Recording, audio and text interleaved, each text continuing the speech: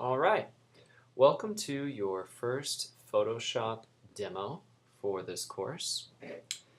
In this collection of demonstrations you'll be viewing, we will be first starting off with looking at and identifying parts of the Adobe Photoshop interface.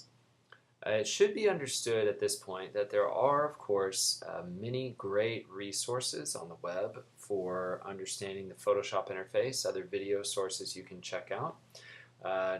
To mention a few, lynda.com offers many great ones, so does adobe.tv.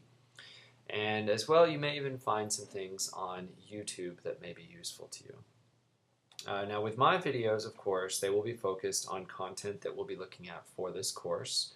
So some things that I show you will be specific to project-related requirements. And Photoshop is a very broad software, so we can't possibly cover everything since this course does cover many different types of software. In this first video, we'll look at covering the Adobe Photoshop CC interface. Let's get started. First off, the Adobe Photoshop software, just to name it, does offer the ability to manipulate pixel-based imagery. And of course, we've already looked at that with the research part of this project with understanding pixel-based images. Photoshop is very widely known for its ability for editing and manipulating photographs, which has kind of been its historical use up to this point, as well as doing other things like digital painting, compositing, and there are many other abilities that have been built into Photoshop as well. So let's look at the interface in general first here. The Photoshop interface is broken up into 4 different key regions. The first region is this area across the top up here. This top region represents a context toolbar or tool options bar is another way you can think of it. So all of these options up here typically are specific to whatever tool you have selected at a given moment in Photoshop. And they will change and give you different options to better fine-tune or manipulate that specific tool. Now that's often what you'll see up here. So if I just kind of quickly click down my toolbar over here on the left side of the screen, you can notice that this keeps changing to give you, again, different options that can help you refine the tool for your best use. So that's the top. Now, since we're already clicking on it, I'd like to identify the toolbar, and that's this long vertical bar that runs on the left side of the screen. And this toolbar is really, quite literally, packed out with tons and tons of different types of tools that can be used for working in Photoshop and creating imagery or fine-tuning existing image files like photographs. So there are many different tools listed here, and I'd like to identify just what some of these specific tool groupings are. As you may notice that each section of tools listed here has a breaking bracket in between them to sort of indicate different types of tool separations and what tools are sort of grouped together based on what they do. So let's look at them kind of group to group from top to bottom. So from the top up here, our first grouping of tools typically are understood as our selection-based tools. So these are tools that help you identify parts of an image by clicking or moving them on screen. It also allows you to cut out pieces of imagery by making what are called selections around parts of an image. And so it's broken up into this first group of icons. And the most basic of them that we'll be using is this first one up here that looks like an arrow with a little 4-sided arrow. This little 4-sided arrow icon is typically understood universally as a move icon. So you can click and move things across the screen. But this is considered the move tool. So you can click on it to activate it. Notice that when you click on a button inside of the interface that it does darken and look as though it is depressed into the toolbar. So that way you know which tool is actually active. Another interesting thing to know about the Photoshop toolbar is that there are many tools that are hidden. So if you notice, like in the lower right corner of each of these little icons, there's a little white arrow that points into the corner. That little white arrow indicates that there are more tools stored under this tool. So to access those, we can click and hold on this tool and find our subtools listed underneath. And so it will tell me the name of the tool. And it will also give you, in Photoshop for convenience, a shortcut key listed on the right of the name of the tool, so that you know you can just hit a shortcut key on your keyboard to activate the tool automatically. So if I click on this one, you'll see here's another listing of tools. These are all selection-based tools as well as in here. So there are a number of tools listed inside this first section. The next section of tools is all about image manipulation and again fine-tuning an image. So you have everything from what are called healing tools for patching up pixels or parts of a photograph, like removing skin blemishes and those types of things. Even related to something called content-aware movement, where you can actually take an entire object out of a scene, and Photoshop will do its best to fill in that area with the appropriate imagery, like removing a tree from a field. We also have the paintbrush tools listed here. There are also some other fine-tuned imaging tools that we probably won't cover during our projects, but just so you're aware that they're there. We have other tools down here for drawing, like the gradient-based tool, as well as tools for smudging and blurring pixels, and dodging and burning tools, which are kind of typical for lightening and darkening pieces of an image. The next grouping of tools, these are considered shape or illustrative tools for creating what are called vector shapes. These are more commonly associated with software like Adobe Illustrator, wherein you can actually draw and manipulate line forms on screen. But they give you access to a few of those tools in Photoshop. Some of the basics include the pen tool, the type tool, and the shape drawing tool. And then at the very bottom of the screen, these are kind of a sort of random collection of navigation tools, zoom, color switching, mask activation, and so on. So these are just some random tools that are left over at the bottom here. And some of these we will identify as we go. But that's your toolbar that runs on the left side of the screen. Again, you can review that as you wish to check out each tool for yourself. Let's hop across the screen to the right, and let's take a look at some of the things listed over here. On this side of the screen, we have what are called panels. Panels, specifically on this side of the screen, are additional tool options or other things that will help enhance what your tools are doing on your images. So there's a lot here that you don't see.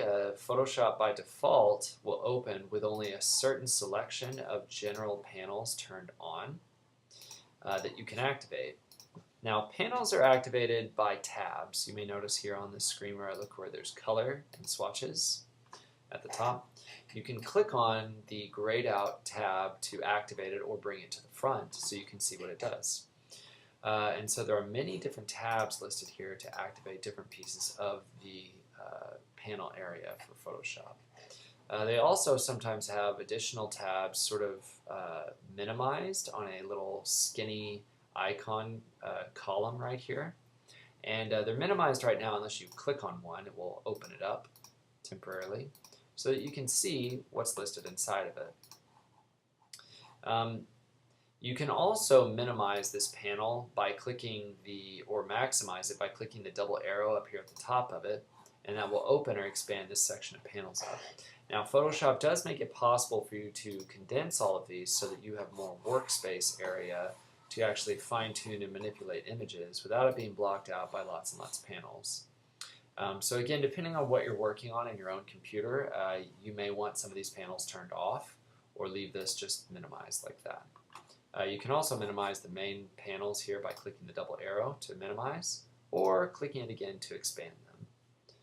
Again, all depending on your need. There is a way, of course, for adjusting the Photoshop interface for general panels left open based on the type of work you're doing. if you look at the top bar up here, there should be a little pull down that says Essentials.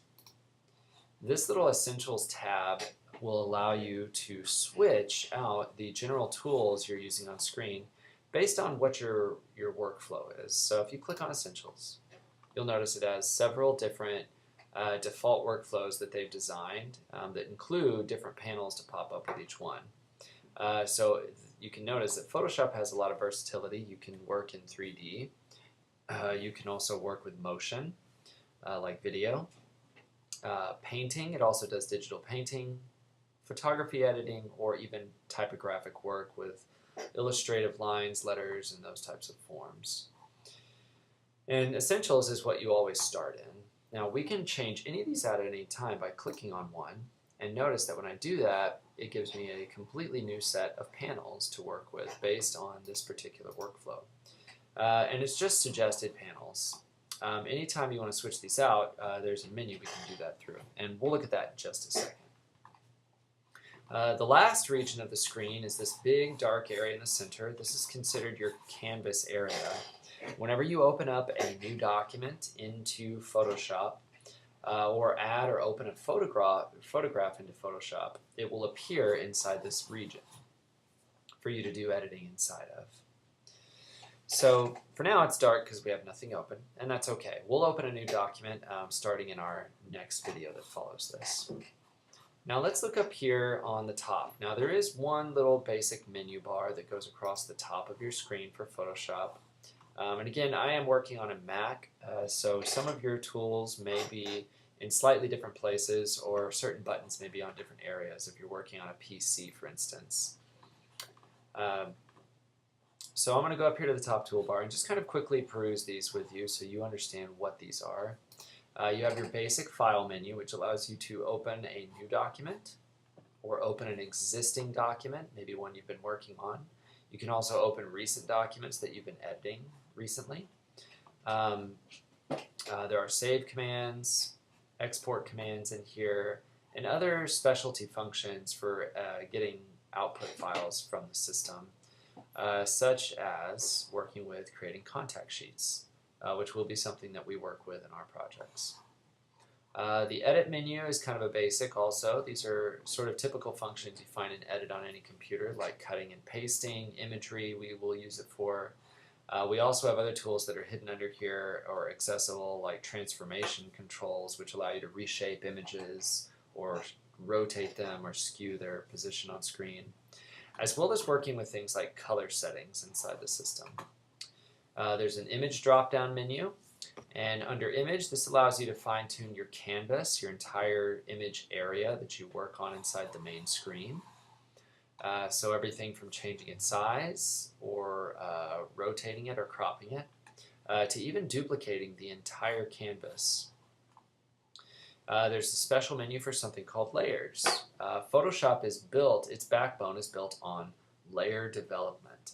That is what Photoshop became famous for in its early stages of development, was the ability to stack imagery together to create a whole new image, which we see a lot of today in terms of image development and digital image creation with composite images for things like movie posters, billboards, magazine photos, product ad placements, all kinds of things. So there's a lot of things that come into layers, as you may notice inside here, and a number of these we will cover as we look at this project.